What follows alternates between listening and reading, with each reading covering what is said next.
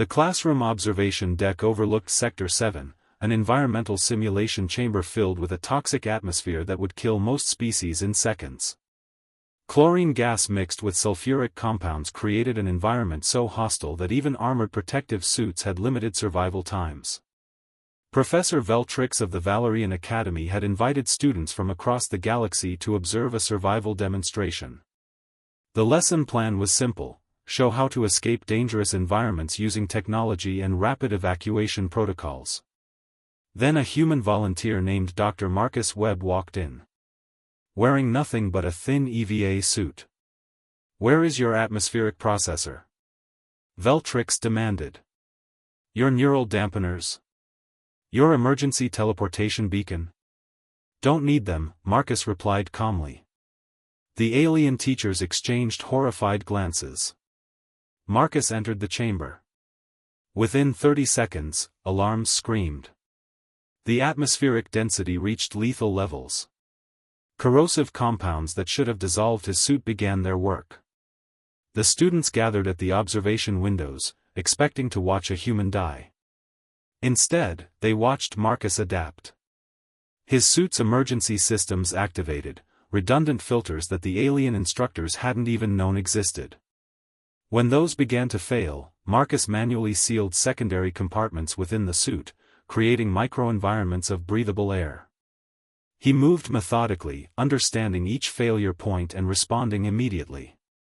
"He's restructuring his suit's internal architecture in real time," a Tellurian student whispered. Marcus was doing far more than that. He began adjusting his breathing patterns, shallow, controlled breaths that minimized oxygen consumption. He lowered his heart rate through meditation techniques, reducing his metabolic demands. Every movement was calculated to preserve resources. 10 minutes passed. The suit should have failed completely. Marcus should have been dead. Instead, he was still moving, still breathing, still conscious. Professor Veltrix watched in stunned silence as the human approached a contaminated water source, absolutely lethal to most species. Marcus collected a sample and began analyzing it using a portable spectroscope he'd fashioned from suit components. "He's testing the chemical composition," a silicate student observed. "Why?" "It serves no survival purpose." "Information," Marcus's voice crackled through the communication system. "If I understand the toxic compounds, I can predict how they'll interact with my suit materials. I can adapt faster." 15 minutes. The suit integrity was critically compromised. Most species would have abandoned this environment in panic minutes ago. Marcus remained calm. He accessed a sealed compartment in his suit and withdrew something that shocked the observers, a chemical compound that he'd brought from Earth. He applied it to his suit's compromised sections. The compound created a temporary sealant that wasn't perfect, but it held. "Human ingenuity?" a Valerian student asked.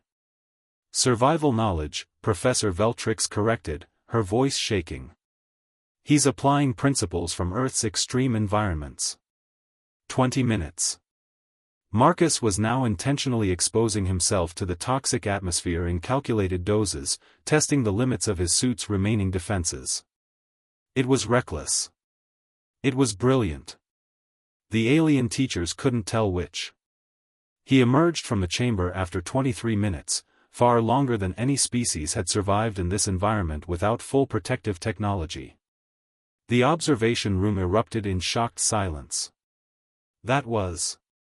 a Tellurian began. "Insane," another finished. Marcus removed his damaged suit, breathing heavily but alive. His vitals were elevated but stable. He looked at the horrified alien instructors. "On Earth," Marcus explained, "we evolved surrounded by toxins. Predators. Radiation. Extreme temperatures.